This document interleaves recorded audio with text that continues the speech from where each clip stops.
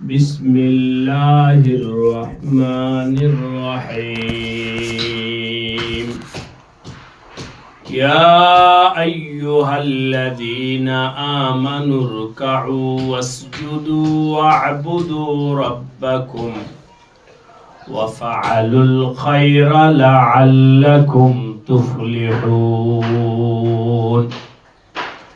آمنت بالله صدق الله مولانا العظيم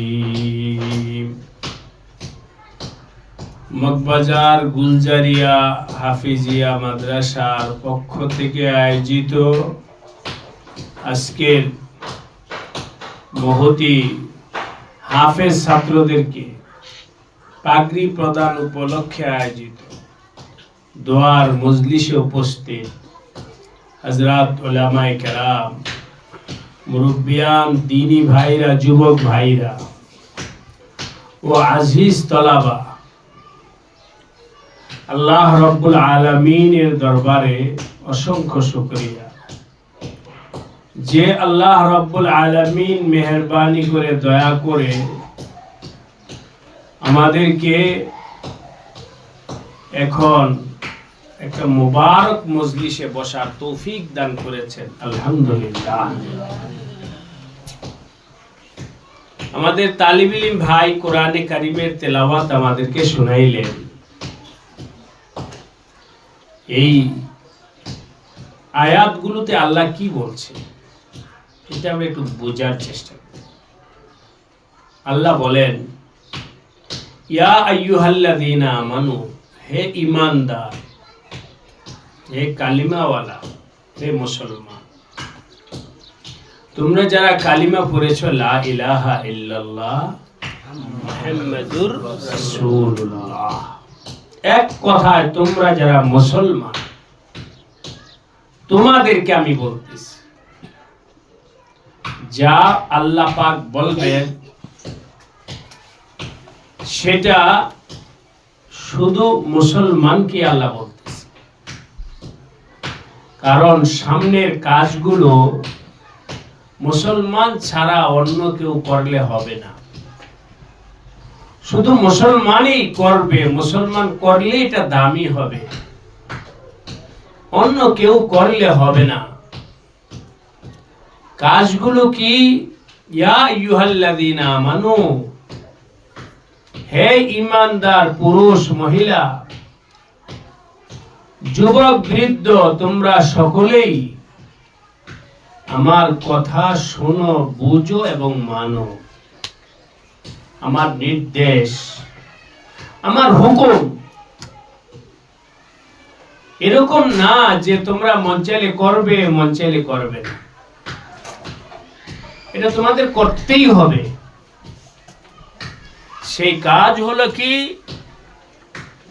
তোমরা রুকু করো। রুকু করো, রুকু মানে হলো নামাজের মধ্যে একটা আমল আছে না, রুকু করা। জি, রুকু। ওয়াসজুদু, সিজদা করো। রুকু এবং সিজদা করো। এখন যদি আমি আমার ভাইদেরকে জিজ্ঞাসা করি রুকু এবং সিজদা কোন আমলের মধ্যে আছে? কোন আমলে? রোজার মধ্যে রুকু সিজদা আছে? নাই। রুকু সিজদা আছে নামাজের আমলের মধ্যে। সুতরাং আল্লাহ পাকের এই হুকুমের মর্মটা হলো এই যে তোমরা নামাজ পড়ো।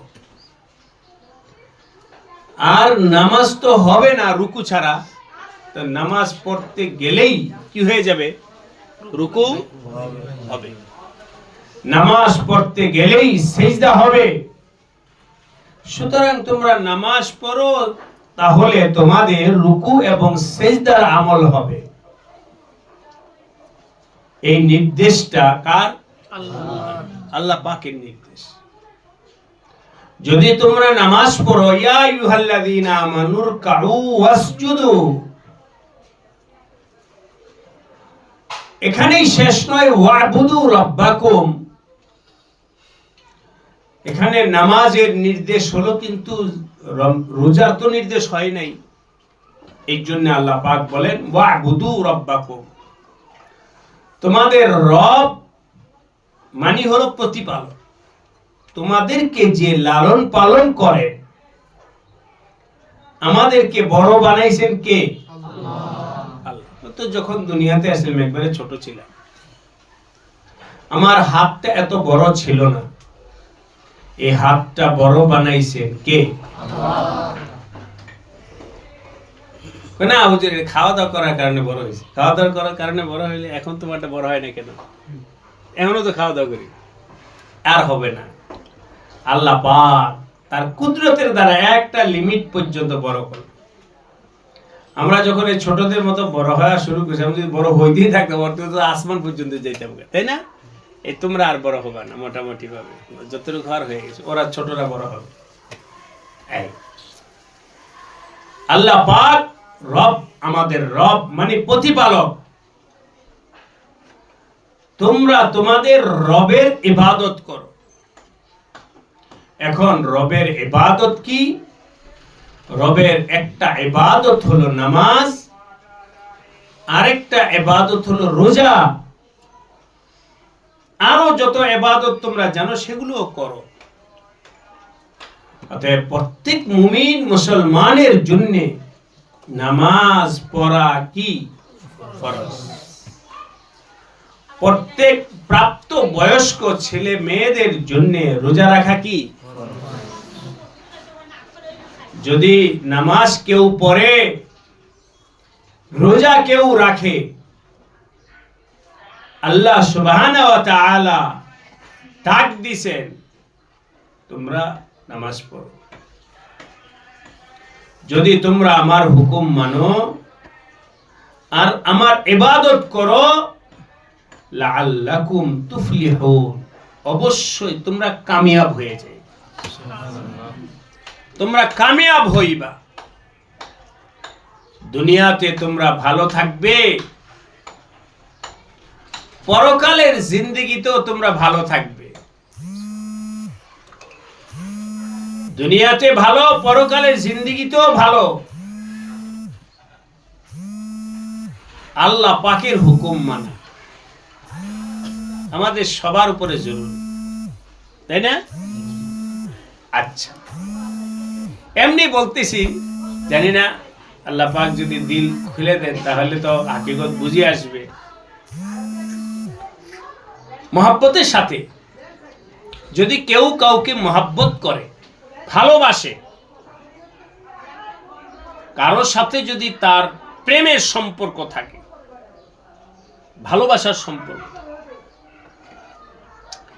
এখানে সবার কাছে আমার প্রশ্ন যে তুমি একজনের সাথে দোস্তি পাইতে কেন? তাকে ভালো লাগে কেন? সে তোমাকে কি উপকার করছে? বলতে পারবে না, বলতে পারবে। একজন আরেকজনের সাথে দোস্ত বানাইছে, কেন বানাইছে?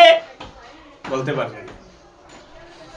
এই জন্যে একটা শব্দ আমি বলি, পছন্দ হতেও পারে নাও হতে পারে, কিন্তু এটি বাস্তব কথা। দুনিয়াতে তুমি আমি যাকে ভালোবাসি, অধিকাংশ হলো পাগলামি। কি পাগলামি, যৌক্তিকতা নাই। একটা ছেলে আরেকটা ছেলের সাথে দোস্তি পাতায়, পাগলামি। একটা ছেলে আরেকটা মেয়ের সাথে সম্পর্ক করে, পাগলামি। ও তোমাকে কি করছে যে তুমি তার পিছনে ছুটতে হবে? অযৌক্তিক।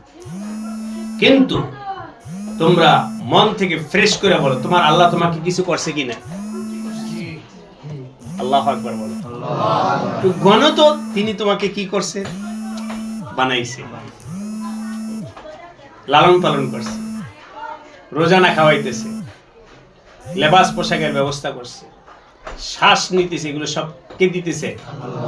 হাঁটতেছে কে দিছে? হাত নাড়তেছে কে শক্তি দিছে?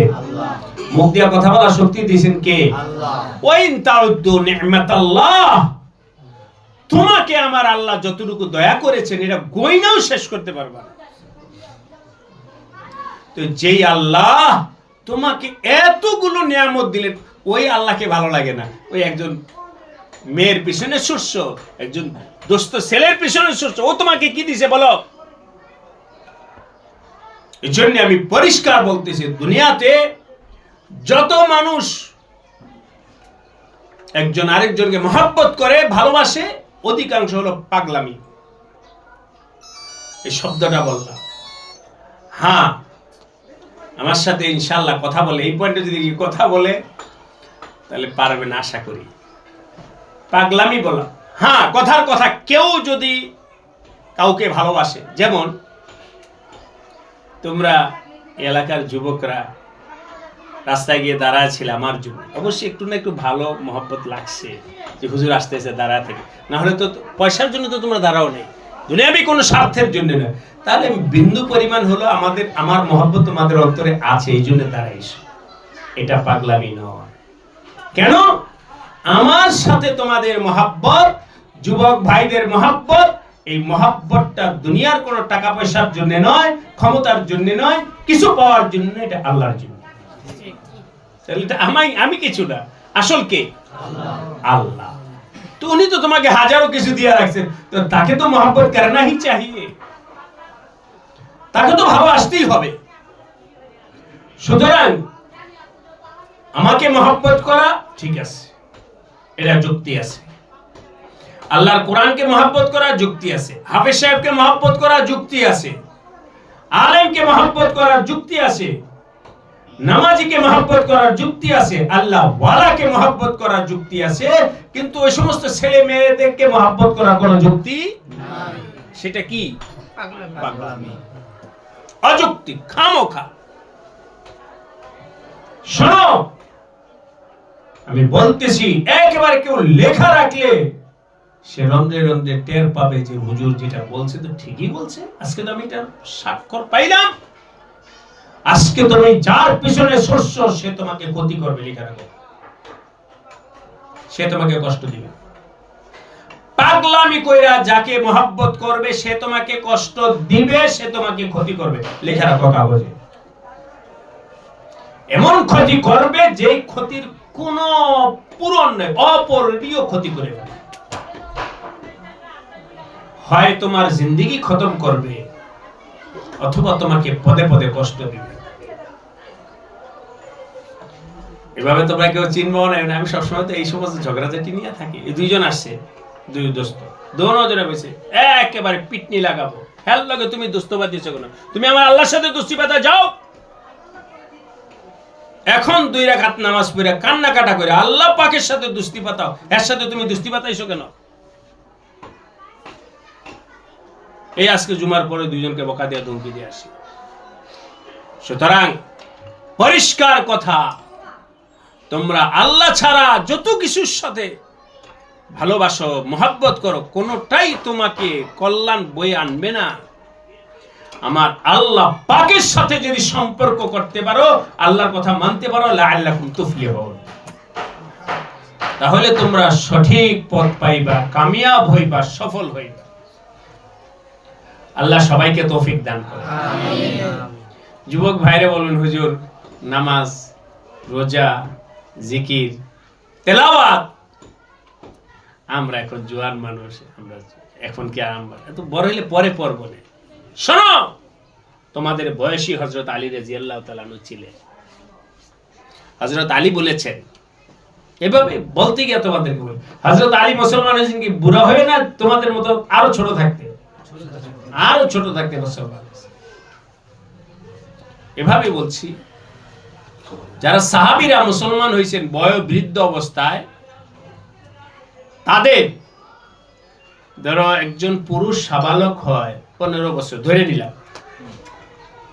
কয় বছর বয়সে? 15, ধরে নিলাম কথার কথা। এছাড়াও আগেও হতে পারে। একটা পুরুষ 15 বছর বয়সে সাবালক হয়েছে, সে মুসলমান হয়েছে 40 বছর বয়সে। 15 থেকে 40, বলো তো কয় বছর? 25 বছর কি অবস্থায় ছিল? অমুসলিম। অমুসলিম নানি মূর্তি পূজা করছে, এই করছে, সেই করছে। তো যে সমস্ত সাহাবীরা 40 বছর বয়সে, যারা 50 বছর বয়সে মুসলমান হয়েছেন, তাদের তো 25-30 বছর মূর্তি পূজায় গেছে। কিন্তু হযরত আলী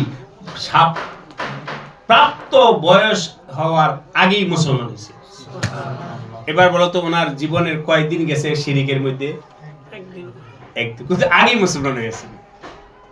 হযরত আলী বলেছেন, শোনো হে আমার ভাইরা, তোমাদের এক দিক থেকে ফজিলত থাকতে পারে, তোমাদের এক দিক থেকে মর্যাদা থাকতে পারে, কিন্তু এই দিক থেকে আমি তোমাদের উপরে বেশি মর্যাদা সম্পন্ন।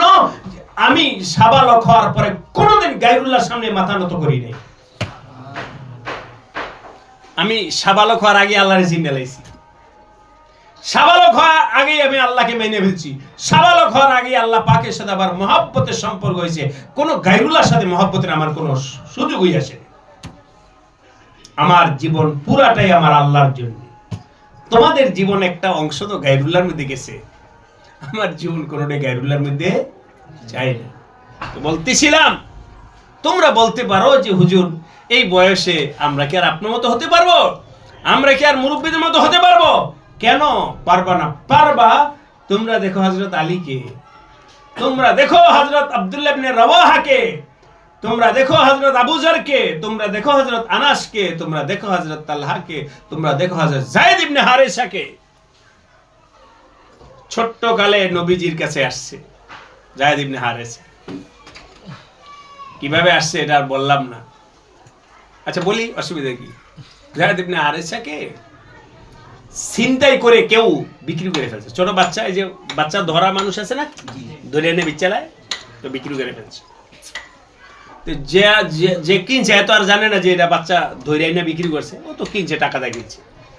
এখন যে কিনছে তার কি? গোলাম। যায়েদ ইবনে হারেসা তার কি? এই আবার ধরো তোমার নাম কি? মুন্না। মুন্নার কাছে বিক্রি করছে, মুন্না আবার আরেকজনের কাছে বিক্রি করে। মুন্না আরেকজনের কাছে কার কাছে বিক্রি করলো? মানে ওই সময় একটা নাম বললাম আর কি বুঝানোর জন্য।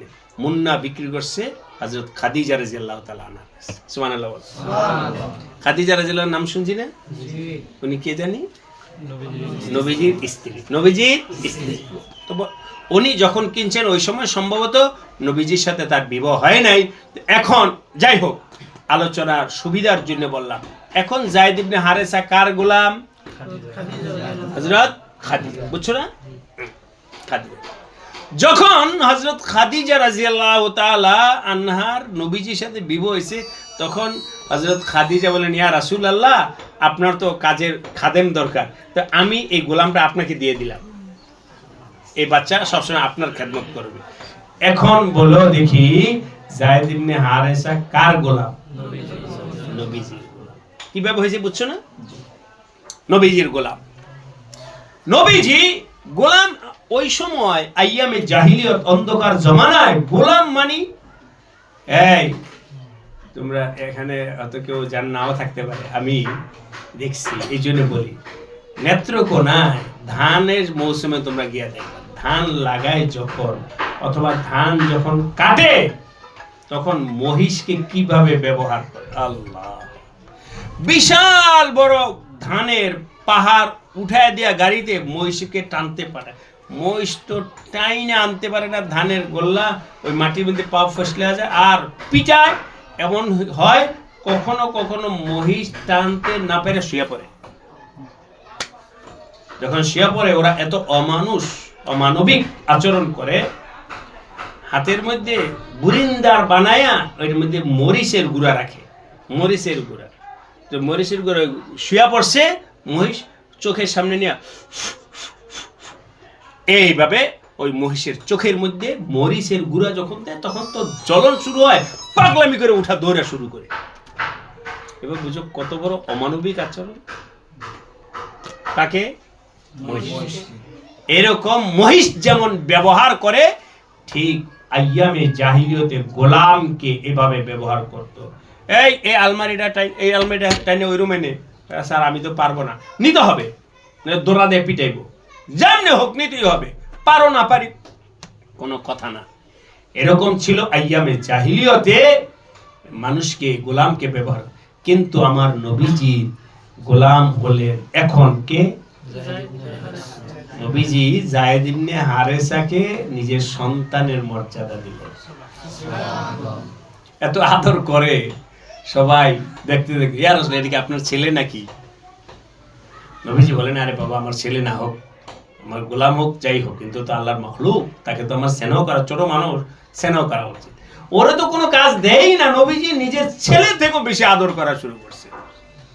এই স্নেহ দেখতে দেখতে সবাই বলা শুরু করেছে, যায়েদ ইবনে মুহাম্মদ।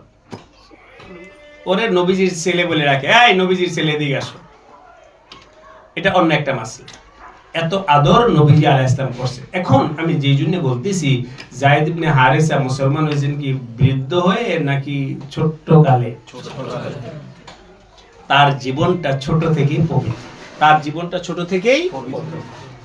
এই জন্য যুবক ভাইরা, তোমাদেরকে বলি, এই অপেক্ষায় তোমরা থাইকো না যে আমি আমার আল্লাহর হুকুম পালন করব, বিবাহ শাদী করার পরে, ব্যবসা বাণিজ্যের পরে, বাচ্চা কাচ্চা হলে, এরপরে যখন বয়স্ক হবে তখন আল্লাহর হুকুম পালন করব। না না, আমার আল্লাহ তোমাকে হায়াত কি ওই বয়স হওয়ার পরে দিছে না এখন দিছে? আজকে খানা খাওয়াইছেন কে? আল্লাহ খাওয়াইছেন আজকে, তো মানবা তুমি 10 বছর পরে? এটা কি কোনো বুদ্ধিমানের কথা হলো? আমার আল্লাহ এখন দিছেন, আমি এখনই আমার আল্লাহকে মানব। ঠিক আছে?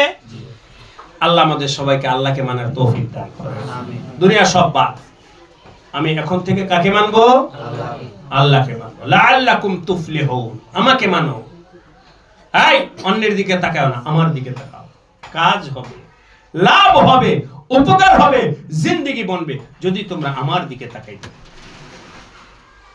আল্লাহ পাক আমাদের সবাইকে আল্লাহর দিকে তাকানোর তৌফিক দান করেন, আল্লাহর হুকুম মানার তৌফিক দান করেন, ফিতনা ফাসাদ থেকে আল্লাহ আমাদের সবাইকে হেফাজত করেন। ইনশাআল্লাহ এখন তো নামাজ হয়ে যাবে, ওযু করে নামাজ পড়ে আমরা বসি, ছাত্রদের পাগড়ি দেওয়া হবে, বাকি কথা পরে বলবো। এতটুকু হলো তো? এখন বলো তো কে কে আল্লাহর মাইনে চলো, নামাজ পড়ো। মুন্না বলো।